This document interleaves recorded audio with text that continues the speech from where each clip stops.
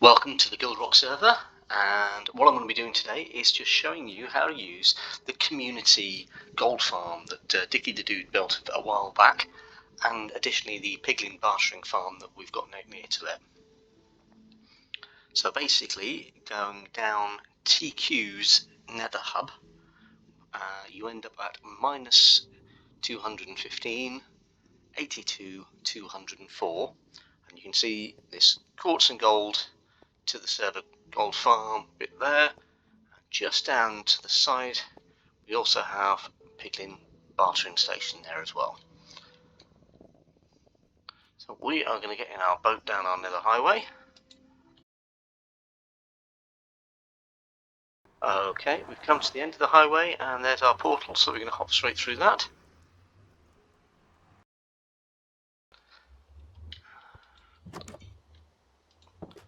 And through there, and you can see the building over there.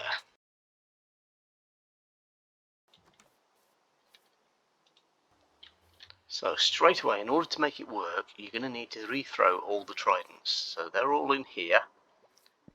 So if I go collect those up.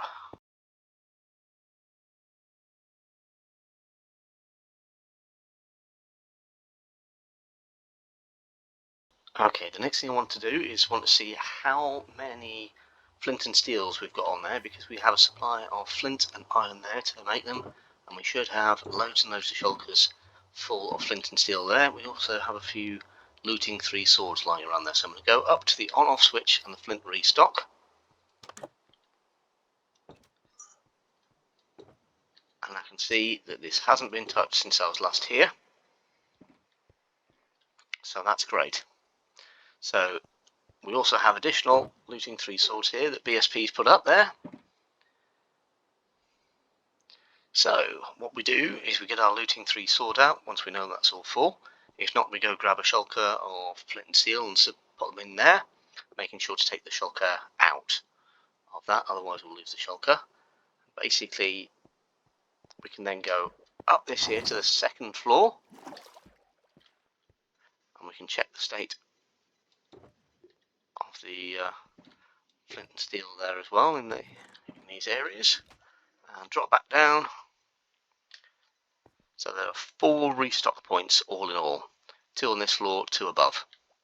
To turn the farm on, we flip that switch, and what's basically happening is it's clocking and it's firing the flint and steels at the portals to turn them on, and dropping water at them from dispensers on the other side there to turn them off. So we get an awful lot of zombie piglins spawn. To turn it off again, just flip the switch. Here is the AFK room.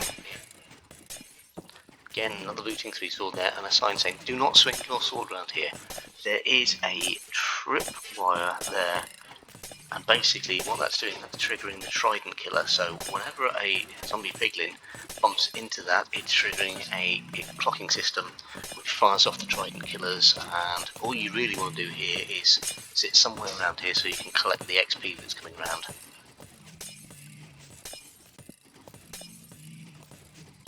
Now, should you accidentally break the string, then what you'd have to do is go dispose of the piglins in there after turning it off, and then you've got some redstone materials here and some additional string down here as well. So basically, you just want to AFK in this little spot here once you get going. And while that's busy firing away there, I'll then show you where you collect your gold from. So down here, this is where it all comes out. So we get nuggets down here, we get gold ingots down here, and rotten flesh goes there, but then that goes off for burning. And this is the gold nugget backup. The swords as well also go for burning. If you do want to go and rescue anything there, what we do have is we have got a lava farm here and a little set up there for basically a mini smelter, so you can just throw in buckets of lava in there.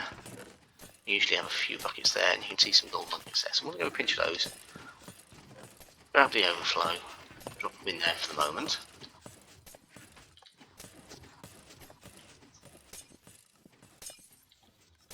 So yeah, lots and lots of iron here, lots and lots of flint here. So basically when you're done with fused things, go and replace them, take the empty shulkers, pop them in here and fill them up with flint and steels there as well. As you can see, this is where the tripwire's going, and it's basically going clocking there through, thanks to that comparator, and firing off those trident killers into the wall there.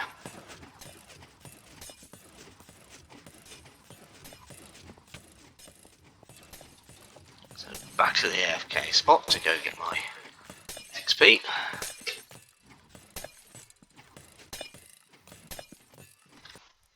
So I've been running this for about half an hour. I've just gone and turned it off and made sure the last few piglins are dealt with. Well, it looks like we've got one baby left in there. That's alright, he'll despawn soon. So, first thing I'm going to do is I'm going to go and collect up a bunch of shulkers with flint and steel in and see how much we've burned through in half an hour.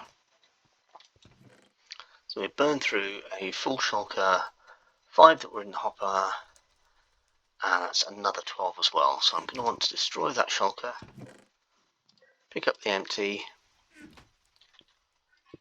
slot in that to reload it.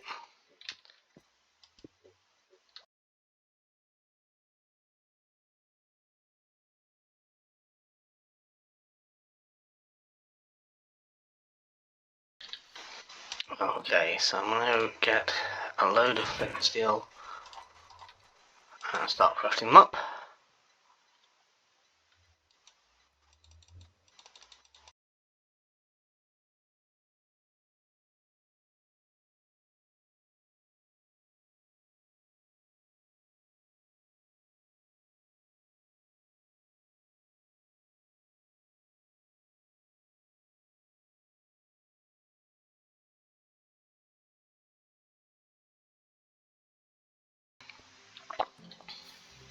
Okay, time to have a look and see how much we've got. So let's grab the overflow, drop that in there.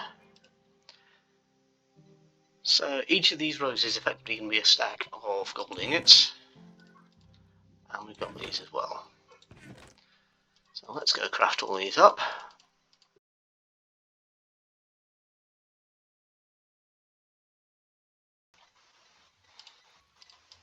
So we've got nearly 5 stacks of gold ingots from that alone, but we also made a point of getting rid of a lot of the swords, because one of the things I found, we need to make a slight tweak. That chest gets pretty full of swords quite quickly, so what we really want to do is actually make that a double speed hopper out and get that into stuff into the chain as fast as we can, so we can get at least double the storage going there. So I'll work out how best to do that shortly. But because of that one,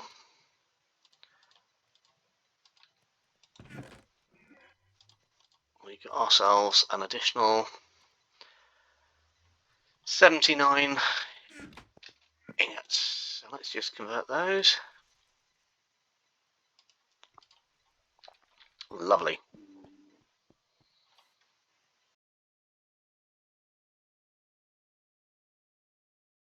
So hop through the portal.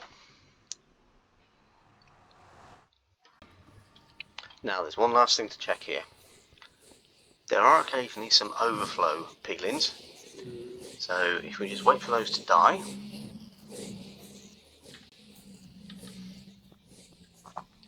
what we can do is there is a doorway just here that leads to the nether overflow. So there's even more things we can collect down there. So this is literally underneath the highway. That's where the portal is. And this is whipping around, collecting even more flesh and nuggets and things.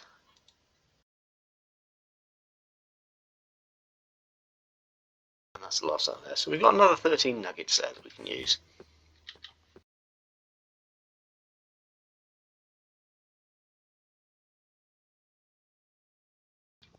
Oh, should you ever need it, there's usually some boats in there as well, as you don't have your own boat. Okay, so taking our spoils over to the Piglin Bartering area.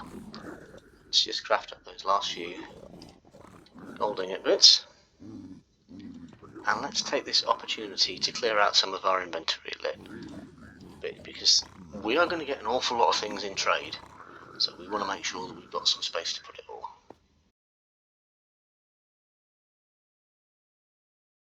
So what we have there is we've got 6 trader piglins, all been named. They all had golden swords, and they've all been given golden boots so they don't accidentally pick up any boots.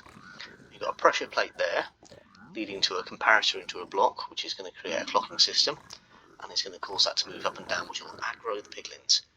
Aggroed piglins will then actually trade faster. Underneath the piglins, I've got a hopper system, because we can stand on that plate and we're going to throw gold at them, so basically everything that they throw back at us we can pick up.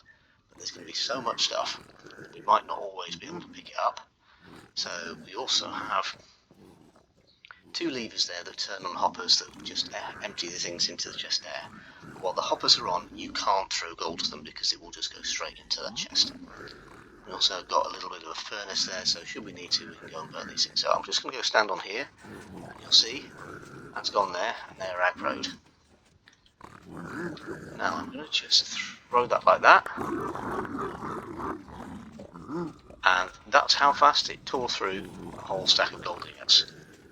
So let's do that again. So that wasn't quite fast enough. I ended up actually picking up another 6 on there. Let's just get rid of those 6.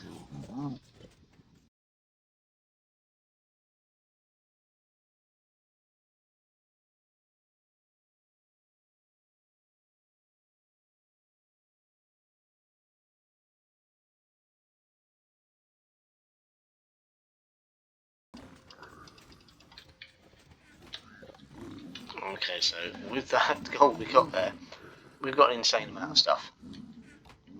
Not all of this is going to be fully usable, so we can sit down and work out what we want to keep and what we don't.